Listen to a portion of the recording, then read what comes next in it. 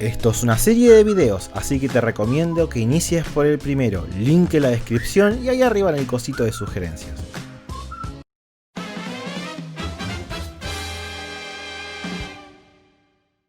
Volvemos a la lucha con Saga, que luego de quitarle los 5 sentidos a Seiya, se sorprende al ver que el cosmos del Santo de Bronce explotó al punto de poder alcanzar la velocidad de la luz con sus meteoros. De nuevo, ya me quejé de esto antes, pero si ya de por sí era algo forzado que Saga le quitara los sentidos a Seiya, habiendo visto que cada vez que lo hacen estos caballeros explotan sus cosmos, Pegaso incluido, el hecho de que Géminis esté sorprendido por dicha resolución ya tiende un poco a insultar la inteligencia de los lectores, incluso para los estándares de un shonen neketsu. Pero bueno, las cosas para Seiya comienzan a mejorar, ya que a través del cosmos puede ver la estatua de Athena hasta que todo se desmorona nuevamente cuando Saga le encaja un terrible golpe patriarcal, muy patriarcal.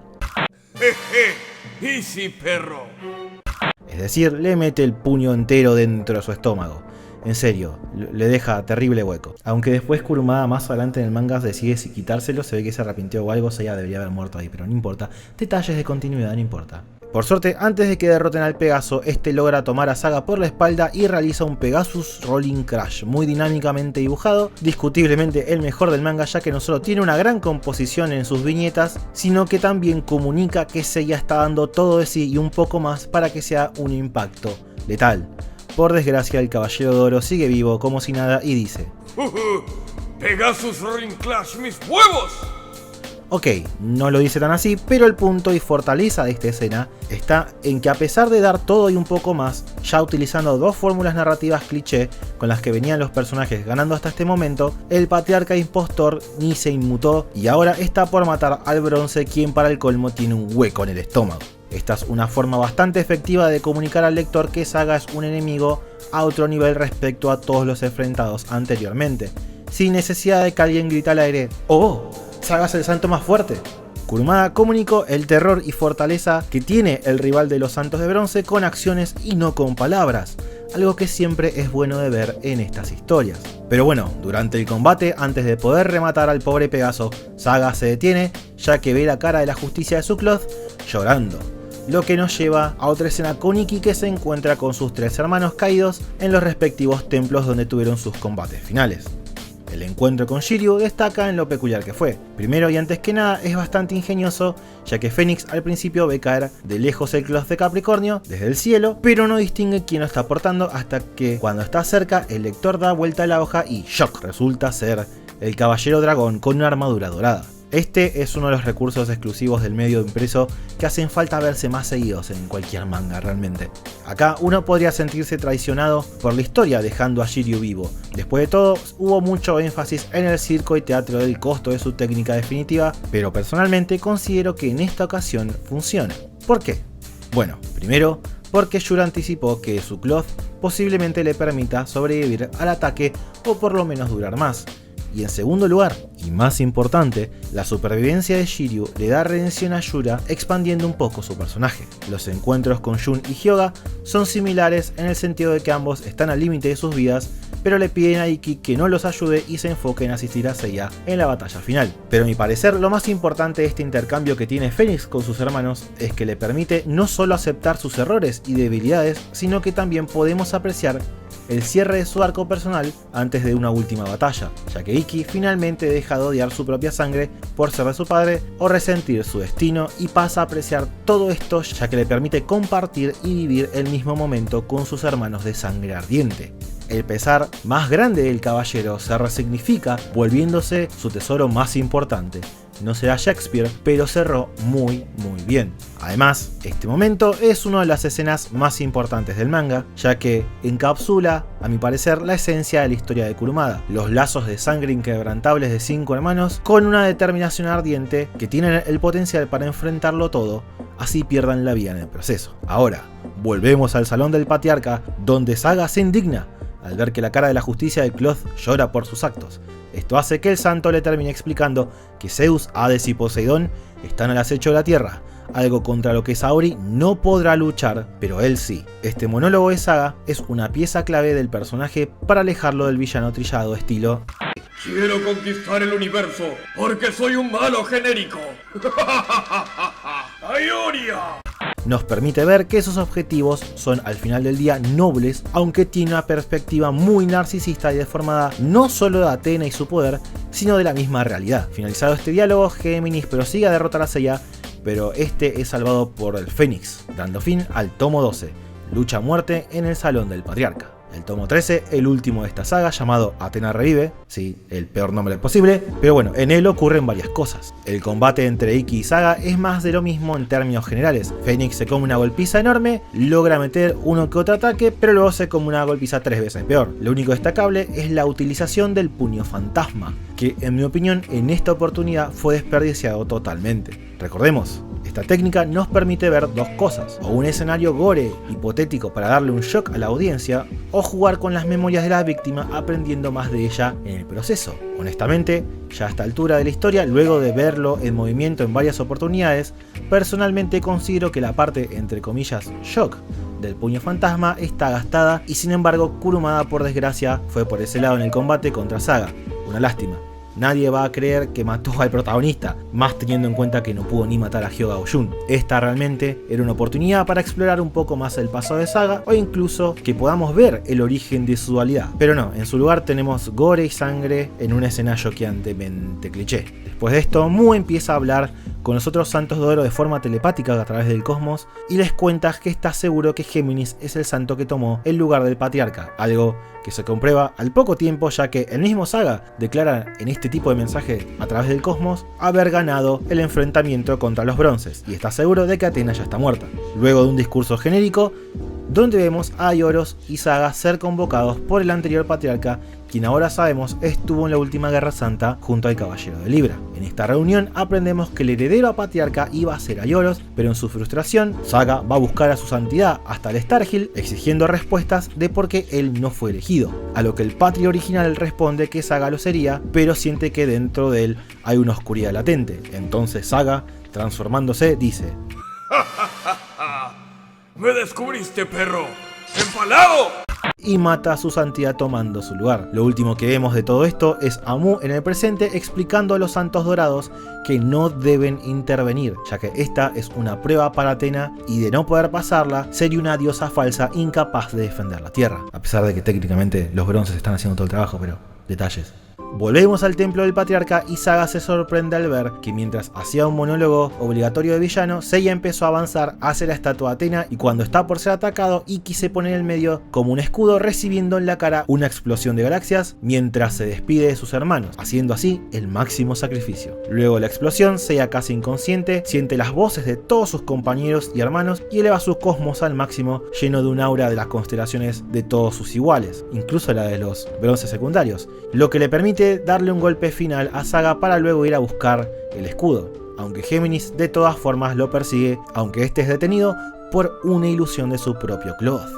Pegaso llega al altar, recibe parte de la estatua en forma de un escudo y lo utiliza para iluminar a Saga junto a Saori, salvándola al mismo tiempo que el reloj de fuego extingue su llama. Del santo dorado sale algo extraño. Estoy más que seguro que es una metáfora de maldad y no un demonio literal. Nadie haría algo así, ¿cierto? ¿Cierto?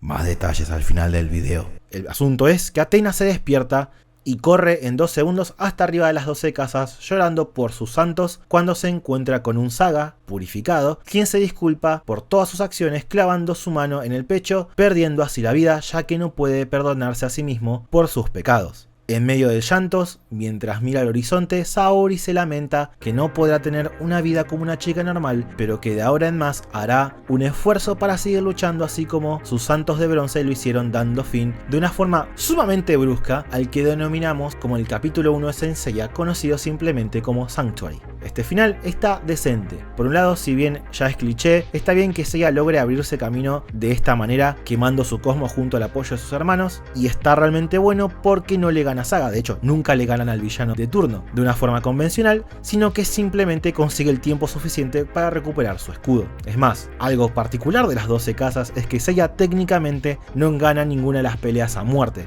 El combate contra Tauro fue de carácter amistoso, el enfrentamiento original contra Géminis lo salvó Shiryu y la batalla contra Ioria termina cuando logra despertarlo. Con esto no estoy diciendo que ahora resulta que Saint Seiya es la deconstrucción del shonen o los neketsus ni nada por el estilo, pero sí que es algo fuera de la fórmula clásica que este tipo de historias y en especial esta obra suelen utilizar. Por otro lado, el hecho de que Saga pierda su maldad gracias al escudo personalmente no me gusta.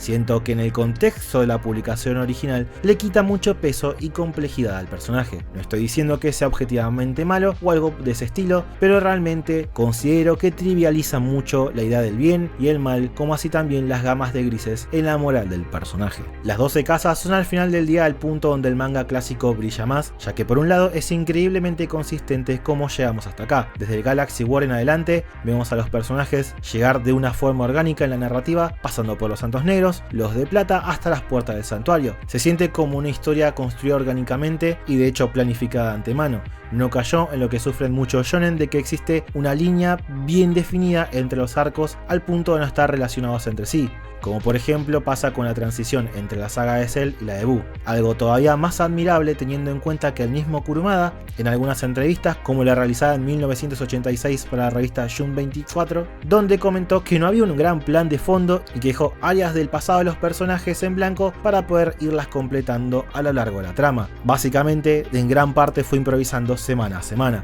cosa que dentro de todo hizo bastante bien, diría yo. Por otro lado, los Santos de Oro, todos con sus logros, atractivos y falencias, son la joya de la saga por la forma que interactúan con los protagonistas. Es muy acertado que se generen vínculos de amistad, camaradería e incluso rivalidad entre ellos antes de los enfrentamientos, algo que Kurumada en este manga no lo va a volver a realizar, de esta manera fracasando hasta cierto punto en el tratar de emular su efectividad como personajes y popularidad en próximos villanos. Cabe también destacar que no se banaliza en ningún momento el rango de oro como pasó con los de plata. La mayoría de los combates fueron ganados de forma poco convencional, logrando que los dorados abran los ojos y apuesten por los protagonistas y su voluntad, como pasa con Milo y Aldebarán, o con condiciones de triunfo muy particulares como el Cloth que deja de responder a Deathmask o la forma en que logran escapar de la ilusión de Géminis sin tener que realmente derrotarlo. Solo hay 4 combates feroces a muerte contra los dorados donde en ambos lados se da el 100%. Y en todos ellos nuestros bronces quedan absolutamente destruidos físicamente, comunicando que apenas logran sobrevivir. En pocas palabras, Saint Seiya con los Santos Dorados no cayó en el problema de muchos shonen de dejar estos obstáculos atrás en niveles de poder en relación al power level de los personajes principales. Al contrario, los Gold Saints siguen siendo superiores en poder y los bronces simplemente lograron por un segundo alcanzar ese séptimo sentido que los Guardianes de Oro de Atena poseen todo el tiempo. Respecto a los personajes, Seiya es un protagonista muy de manual que no destaca mucho fuera de algunas ideas que presenta el personaje, pero que Kurumada no explora. Hyuga es el antihéroe cool del grupo, de nuevo, súper de manual. Shiryu destaca un poco por el hecho de que tiene una mentalidad muy altruista al punto de que tiene una falta de cuidado de su propio bienestar como consecuencia. Mientras que Ikki y Jun son, a mi parecer, las dos joyas del grupo. Jun es un caso totalmente diferente para la época, estamos hablando de los 80s, los tiempos de los Kenshiros y los Jonathan Joestars. Es bastante interesante y poco común para esa era del manga hacer un personaje principal que desafíe ciertos estereotipos de masculinidad y además que termine siendo uno de los o incluso el más poderoso del grupo. Ikki por su parte es un personaje un tanto más tradicional pero tiene un arco muy sólido, pasó de ser un villano con una justificación sumamente razonable que pudimos ver de primera mano y además tuvo un cierre bastante bueno donde conecta con sus hermanos y sacrifica su vida en un acto de redención muriendo en el proceso, algo que más adelante por desgracia vamos a ver que Kurumada se retracta. De hecho es una lástima que el mangaka no mató a ninguno de los bronces a lo largo de este conflicto, ya que le quita algo de peso al hecho de que hicieran milagros aunque estén totalmente destruidos físicamente.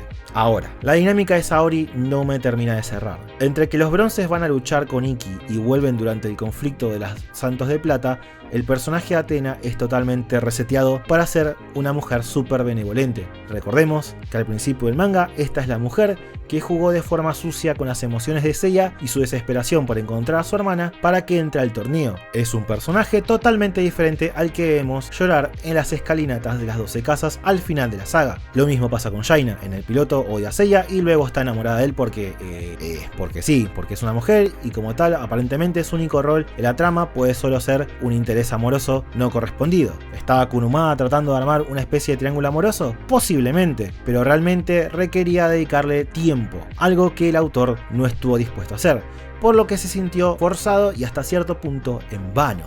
Entonces, la saga del santuario en su totalidad, es decir, desde el primer capítulo hasta el final de las 12 casas, ¿es el mega clásico que muchos dicen? ¿Es una de las mejores historias jamás contadas, como me lo dijeron algunos en los comentarios violentamente? Para esa respuesta debo aclarar primero que no soy ni pretendo imponerme como una autoridad objetiva al respecto ni nada por el estilo, pero en lo personal no creo que sea una mega saga incluso dentro del contexto de shonen. O sea, es indiscutiblemente un clásico icónico, más por estas tierras. No por nada la parte de las 12 casas es reciclada una y otra vez. Y seamos honestos, dentro de todo no es una mala historia, pero tampoco destaca del todo. Es bastante simple, con un inicio un tanto inconsistente, pero empezó a pulirse en el preludio de las 12 casas con sus buenos momentos y vueltas de tuercas únicas que la hacen destacar un poco, como los cloth y la mitología, y no solo la que usa de base, sino la que construye para su propia narrativa. Pero algo innegable es que en términos generales, este manga hasta ahora, es decir los primeros 13 tomos, no rompieron ningún molde que digamos. Y para mi sorpresa, descubrí que no soy el único que piensa eso, ya que por ejemplo, Kazuhiko Toriyama, una persona que no solo fue el editor de Toriyama durante la era dorada de Dragon Ball, sino que también fue el editor en jefe de la Jump en los 90, hasta terminar siendo el CEO de la editorial de Shueisha en sí misma, digamos, no es ningún boludo, dijo: en esa época Saint Seiya era un anime muy popular. Esto fue interesante para mí porque el manga de Saint Seiya era bastante mediocre, pero el anime en comparación era mucho mejor. Así que quería saber por qué el anime de Saint Seiya estaba funcionando tan bien e investigamos un poco al respecto. Descubrimos que había dos figuras claves. El primero fue Kouzo Morishita, quien era el director, y el segundo fue Takao Koyama, el guionista. Si bien esa historia es para otro día, es interesante que incluso dentro del staff de la Jump parece que Saint Seiya nunca fue la serie del momento o la gran serie. Y por favor no entiendan el mediocre de la cita como algo negativo. Puede ser también interpretado, o mejor dicho, traducido como una serie normal, por lo que el editor no lo dice de una forma despectiva. Pero en lo personal, si tengo que preguntarme a mí mismo si el episodio del santuario es mediocre, es decir, desde que Seiya obtiene su armadura hasta la caída de Saga, la verdad no sería algo fácil de responder. El inicio de la historia es realmente flojo. El hecho de caer en el cliché de luchar contra partes oscuras de los protagonistas fue bastante terrible y poco creativo. Solo Ikki y su pasado fueron lo único rescatable. Los Santos de Plata fueron one-shoteados o adversarios para nada memorables, con una que otra excepción. La serie realmente empezó a tomar forma cuando los Dorados se introducen previo al viaje a las 12 casas. No todos estos caballeros fueron igual de buenos o interesantes. Para mí, por ejemplo, hay un abismo entre lo que ofreció Camus a la historia en relación a, por ejemplo, Yura, pero al final del día todos tuvieron algo que los hizo destacar. Algunos fue su historia, como Leo, otros fue su mecánica de pelea, como Milo, e incluso otros se vuelven memorables gracias a su templo, como Máscara de Muerte. Cada combate con falencias y todo fue entretenido, e incluso realizando este análisis fue la parte donde más cosas positivas resalté sobre lo negativo, y al final del día la parte que más disfruté. Así que diría que, como todo, 2/3 de Sanctuary es realmente mediocre, con enemigos super básicos, fórmulas trilladas a no más poder y combates realmente poco dinámicos y olvidables, con alguna que otra excepción por ahí. Pero ese último tercio de la historia está muy bien. Hay un buen balance entre los personajes e incluso hay una buena dosis de emoción y un crecimiento de personajes bastante aceptable. Fue la primera vez donde realmente se exploró un poco la mitología de este mundo y se hizo algo con la misma. Así que sí, el capítulo del santuario es, en mi humilde opinión, mediocre, pero solo parcialmente, ya que la última parte es un buen manga shonen de acción.